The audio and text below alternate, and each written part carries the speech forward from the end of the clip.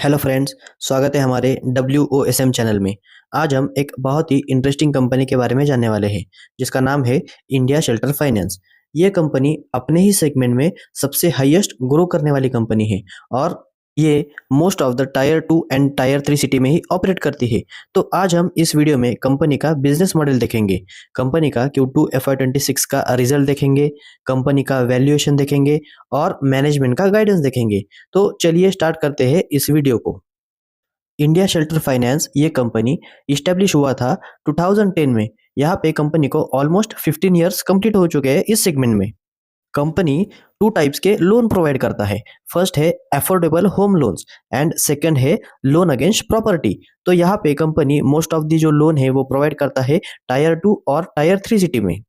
और इनका जो कस्टमर फोकस रहता है वो लो एंड मिडिल इनकम सेगमेंट में होता है। कंपनी का जो प्रेजेंस है वो पूरे पैन इंडिया में है और कंपनी के जो 299 ब्रांचेस है वो 15 स्टेट्स में प्रेजेंट है अभी तक, मतलब Q2 FY26 तक। और कंपनी का जो एवरेज टिकट साइज होता है वो 10 लाख के आसपास होता है। और यहाँ पे आप देख सकते हो कि Q2 FY26 तक कंपनी का जो AUM है वो 9,252 करोड़ का हो गया है और कंपनी के जो नंबर ऑफ कस्टमर है वो 1,23,595 हो गए हैं। अभी हम यहाँ पे कंपनी का जो कस्टमर बेस है वो यहाँ पे देख लेते हैं। तो जैसे आप यहाँ देख सकते हो कि 71% जो कस्टमर है वो फर्स्ट टाइम बोरोवर्स है, ठीक है।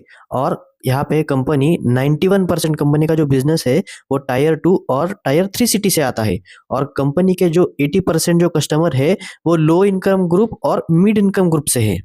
और यहाँ पे 99% जो कंपनी के जो कस्टमर्स है वो वुमन है, ठीक है। और उनमें से 75% जो है वो सेल्फ एम्प्लॉयड है, मतलब किसी का दुकान होगा, कोई खेती करता होगा, मतलब ऐसे सेल्फ एम्प्लॉयड है। मतलब ज्यादातर कस्टमर जो है वो नौकरी नहीं करते हैं, वो उनका खुद का बिजनेस है। ऐसे कस्टमर को कंपनी टारगेट करती है।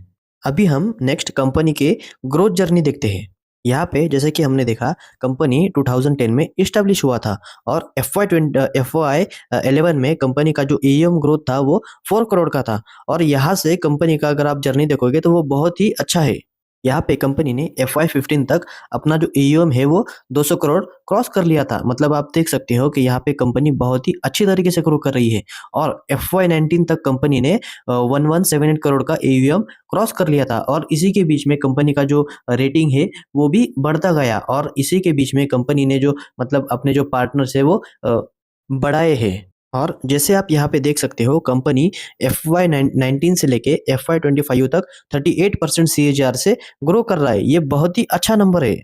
और मैनेजमेंट ने कॉन कॉल में ये भी कहा है कि वो आने वाले नेक्स्ट 3 से 4 साल में 30+% का ग्रोथ कंटिन्यूसली दिखाते रहेंगे। तो इससे हमें पता चलता है कि कंपनी कितना अच्छा बिजनेस कर रहा है। अभी हम कंपनी का पैन इंडिया का डिस्ट्रीब्यूशन नेटवर्क एक बार देख लेते हैं। तो यहाँ पे जैसे आप देख सकते हो कि कंपनी का जो प्रेजेंस है वो 15 प्लस स्टेट में है और कंपनी के जो टोटल नंबर ऑफ ब्रांचेस है वो 299 हो चुके हैं।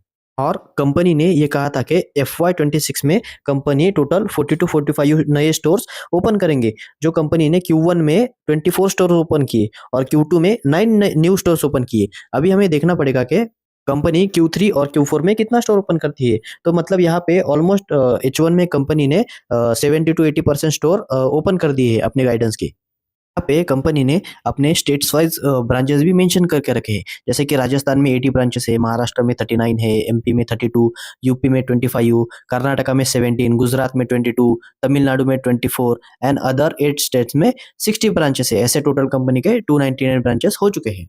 यहाँ पे ऊपर कंपनी ने अपने ओल्ड और न्यू ब्रांचेस का नंबर भी कंपनी ने दे के रखा है। अभी हम कंपनी का Q2 FY26 का हाईलाइट एक बार देख लेते हैं। यहाँ पे कंपनी का Q2 FY26 में जो AUM का नंबर है वो 9,252 करोड़ का हो चुका है। यहाँ पे Q1Q अगर हम जम देखें तो वो 6% का है AUM में और YOY बेसिस पे 31% का जम दिखाई दे रहा है। यहाँ पे लोन डिसबर्समेंट का अगर नंबर देखें तो वो 931 करोड़ का है, जो कि Q1Q बेसिस पे 5% का जम दिखाई दे रहा है और YOY बेसिस पे 12% का जम दिखाई दे रहा है। यहाँ पे पैट का नंबर है वो 122 करोड़ का है। Q1Q में ये नंबर 2% का जम दिखाई दे रहा है और YOY बेसिस पे 35% का जम दिखाई दे रहा है। यहाँ पे कंपनी का जो स्प्रेड है वो 6.4% का है। कंपनी का आरओई जो है वो 17% का है और एनपीए का नंबर जो है वो ग्रॉस स्टेज 3 का वो 1.2% का है। अभी हम नेक्स्ट कंपनी का जो कॉस्ट ऑफ फंड्स है वो भी एक बार देख लेते हैं। जैसे आप यहाँ पे देख सकते हो कि कंपनी का जो स्प्रेड है वो कंटिन्यूअसली अपसाइड डायरेक्शन में है। जैसे FY23 में कंपनी का जो स्प्रेड का नंबर था वो 6% का था। FY24 में स्प्रेड का नंबर 6.1% का था और FY25 में ये 6.2 तक चला गया। ठीक है। और अभी फिलहाल Q2 FY26 में स्प्रेड का नंबर जो है वो 6.4% तक है। यहाँ पे अगर हम स्प्रेड का मतलब देखें तो कंपनी का जो कॉस्ट ऑफ बोरोइंग है और कंपनी का जो यील्ड है उसमें का जो डिफरेंस है उसका मतलब स्प्रेड होता है। अभी कॉस्ट ऑफ बोरोइंग मतलब क्या क्या, जैसे कंपनी को मल्टीपल सोर्सेस से लोन मिलता है। मतलब जैसे बहुत सारे बैंक्स कंपनी को लोन देती है और उसका जो कॉस्ट ऑफ बोरोइंग होता है वो 8 टू 8.5% का होता है। जैसे आप यहाँ देख सकते हो कि Q2 FY26 का जो कॉस्ट ऑफ बोरोइंग है वो 8.5% का है। मतलब कंपनी 8.5% परसेंट से दूसरे बैंकों से लोन लेती है और कंपनी अपने जो कस्टमर है उनको 14.9% से लोन देती है आगे। तो कंपनी का जो स्प्रेड है वो 6.4 का बनता है यहाँ पे। मतलब यहाँ पे जितना ज़्यादा स्प्रेड होगा कंपनी का प्रॉफिट भी उतना ही ज़्यादा बढ़ेगा। और यहाँ पे कंपनी का ये भी कहना है कि वो आगे चल के स्प्रेड का जो नंबर है वो ऐसे ही मेंटेन करके चलने वाली है। नेक्स्ट अभी हम कंपनी का जो डिजिटल एडॉप्शन प्रोग्रेस है वो भी एक बार देख लेते हैं। जैसे आप यहाँ पे देख सकते हो कि 82% कस्टमर ने Q2 FY26 में जो रजिस्टर किया है वो उनके ऐप के थ्रू किया है और ये नंबर Q2 FY25 में 76% का था। मतलब यहाँ पे आप एक सिग्निफिकेंट जंप यहाँ पे देख सकते हो। सर्विस रिक्वेस्ट का भी जो नंबर है वो 71% का है और यहाँ पे जो डिजिटल कलेक्शन का जो नंबर है वो 95% का है और अकाउंट एग्रीगेटर पेनिट्रेशन का जो नंबर है वो 51% का है। आप समझ सकते हो कि कंपनी का जो डिजिटल प्रेजेंस है वो भी बहुत ही अच्छा है। और जितना ज़्यादा कंपनी का डिजिटल प्रेजेंस बढ़ेगा उतना ही कंपनी के लिए आगे चल के कस्टमर एक्विजिशन करना बहुत ही आसान हो जाएगा। अभी हम नेक्स्ट कंपनी का P&L स्टेटमेंट देख लेते हैं। यहाँ पे आप देख सकते हो तो कंपनी का जो टोटल इनकम है वो 370 करोड़ का है। इसमें कंपनी ने YOY बेसिस पे 30% का जंप नजर आ रहा है।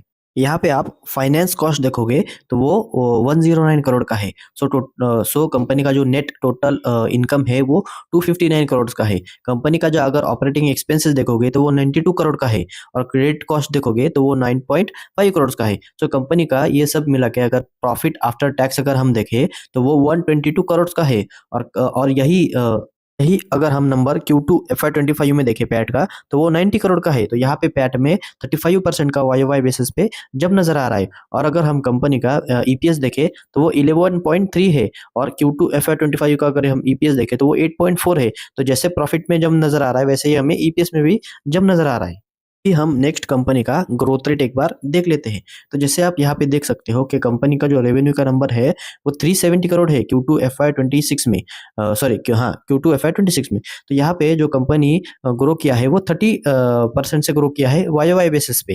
ठीक है। अगर आप यही नंबर अगर पिछले साल देखते हो तो वो 283 करोड़ का रेवेन्यू है और कंपनी पिछले साल भी 38% से ग्रो करता था। ठीक है। तो आप यहाँ पे देख सकते हो कि कंपनी ने अपना जो ग्रोथ का रेट है वो कंटिन्यूअसली मेंटेन किया है। जैसे 38%, 45%, 39%, 43% और 30%।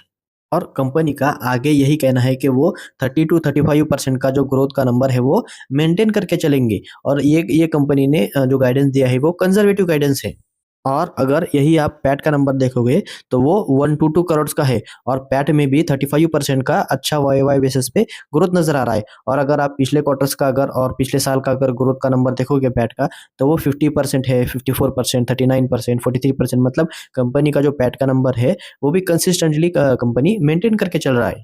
तो इसीलिए कंपनी के IPO के बाद से कंपनी ने अच्छा खासा रिटर्न दिया है। मतलब 60 टू 70% का रिटर्न कंपनी ने अपने शेयर होल्डर्स को दिया है। और अगर कंपनी यही रेट से अगर ग्रो करती रही तो और भी ज़्यादा कंपनी रिटर्न दे सकती है अपने शेयर होल्डर्स को। अभी नेक्स्ट हम कंपनी का एक बार वैल्यूएशन देख लेते हैं। जैसे आप यहाँ पे देख सकते हो कि कंपनी का जो मार्केट कैप है वो 8,800 करोड़ का है और कंपनी का जो शेयर प्राइस है वो 810 पे चल रहा है अभी। और यहाँ पे जैसे आप देख सकते हो कि कंपनी का जो प्राइस टू बुक वैल्यू है वो 3.01 पे चल रहा है। तो यहाँ पे जैसे आप देख सकते हो कि कंपनी 30% से ग्रो कर रही है और उसका प्राइस टू बुक रेशियो भी 3.09 है। तो यहाँ पे कंपनी इतनी तो एक्सपेंसिव नहीं दिख रही है, अगर हम कंपनी का ग्रोथ रेट कंसीडर करें तो। और मैनेजमेंट ने अपने कॉन कॉल में यही बताया है कि हम यहाँ से 30 to 35% से कंटिन्यूअसली ग्रो करके रहेंगे और कंपनी को आगे चल के ऑपरेटिंग लेवरेज भी मिल सकता है। तो अगर कंपनी को ऑपरेटिंग लेवरेज मिला तो कंपनी का जो शेयर प्राइस है वो यहाँ से और भी ज़्यादा बढ़ सकता है। ये कोई बाय या सेल रिकमेंडेशन नहीं है। अगर आपको कुछ भी बाय करना हो, सेल करना हो तो आप अपने फाइनेंशियल एडवाइजर से ज़रूर पूछ सकते हो। तो जैसे कि यहाँ पे कंपनी ने गाइडेंस दिया था 30% का, 30 to 35% का। यहाँ पे मैंने मेरा एस्टिमेटेड रेवेन्यू निकाला है फॉर FY26। तो अगर हम 30% से कैलकुलेट करते हैं तो रेवेन्यू का नंबर निकल के आता है 1515 करोड़ का। तो यहाँ पे Q1, Q2, Q3 और Q4 का ये जो मेरा एक्सपेक्टेशन मैंने लिखा है, तो Q1 में मेरा एक्सपेक्टेशन था 326 करोड़ का रेवेन्यू आना चाहिए, जो कि कंपनी ने ओवर अचीव किया और वो नंबर आया 361 करोड़ का। Q2 में मेरा एक्सपेक्टेशन था 366 करोड़ का और नंबर आया 369 करोड़। अभी हमें देखना होगा कि कंपनी का Q3 और Q4 का नंबर कैसे आता है। मेरा Q3 का जो एक्सपेक्टेशन है वो 395 करोड़ का है और Q4 का जो एक्सपेक्टेशन है वो 425 करोड़ का है। और कंपनी का यही कहना है कि जो H1 का जो नंबर है वो मतलब H1 से H2 का नंबर बेटर ही रहता है हर टाइम, मतलब because of monsoon and all this geographical condition जो होता है उससे H1 में थोड़ा जो रेवेन्यू है वो कम होता है और H2 में वो ज़्यादा होता है। तो हमें कंपनी का जो नंबर है वो क्लोजली ट्रैक करना पड़ेगा। भी हम नेक्स्ट कंपनी का 1 साल का चार्ट का परफॉर्मेंस देख लेते हैं। तो यहाँ पे जैसे आप देख सकते हो कि कंपनी 1 साल पहले 700 के लेवल पे चलती थी, 700 टू 600, ठीक है? और अभी फिलहाल कंपनी का जो शेयर प्राइस है वो 832 पे चल रहा है। YOY टर्म्स पे कंपनी ने 21% का रिटर्न दिया है अभी तक। और आपको तो पता है कि आज के समय में मार्केट कितना कैसे चल रहा है, मतलब ना तो मिड एंड स्मॉल कैप में ज़्यादा तेज़ी है, ना ही कुछ है। मोस्ट सारे ही index mid and small cap के जो इंडेक्स है वो 20 से 30% डाउन नजर आ रहा है। तो इस ऐसे परफॉर्मेंस में, ऐसे सिचुएशन में कंपनी ने YOY बेसिस पे 20% का रिटर्न दिया है। मतलब यहाँ पे कंपनी अच्छी तरीके से ग्रोथ दिखा रही है, इसीलिए कंपनी का जो शेयर है वो स्टेबल है, यहाँ पे वो ज़्यादा गिरा नहीं। और अगर जैसे ही यहाँ पे सिचुएशन अच्छी हो जाती है, मतलब सब बोल रहे हैं कि 2026 में जो मिड एंड स्मॉल कैप है वो अच्छा परफॉर्मेंस करेंगे। तो यहाँ पे कंपनी का अगर परफॉर्मेंस ऐसा ही कंसिस्टेंट रहा तो यहाँ से कंपनी का जो शेयर है वो और भी ज़्यादा बढ़ सकता है। ये कोई रिकमेंडेशन नहीं है, मैं बस मेरा व्यू दे रहा हूँ यहाँ पे। और इंडिया शेल्टर ये जो कंपनी है वो अपने पीयर से बहुत ही अच्छे तरीके से ग्रो कर रही है। मतलब उनके जो पीयर्स है वो ऑलमोस्ट 15 से 20% का ग्रोथ दिखा रहा है, तबकि इंडिया शेल्टर 30% का ग्रोथ दिखाई दे रहा है। तो कंपनी अपने पीयर्स से बहुत ही अच्छी तरीके से आगे निकल चुकी है। भी हमें कंसिस्टेंटली आने वाले क्वार्टर्स में और आने वाले फाइनेंशियल ईयर में कंपनी का परफॉर्मेंस कंटिन्यूअसली ट्रैक करना पड़ेगा। अगर आपको ये वीडियो अच्छा लगा तो वीडियो को ज़रूर लाइक कीजिएगा, चैनल को ज़रूर सब्सक्राइब कीजिएगा। हमारे चैनल पे और अच्छे-अच्छे ऐसे वीडियो आते रहेंगे। Thank you.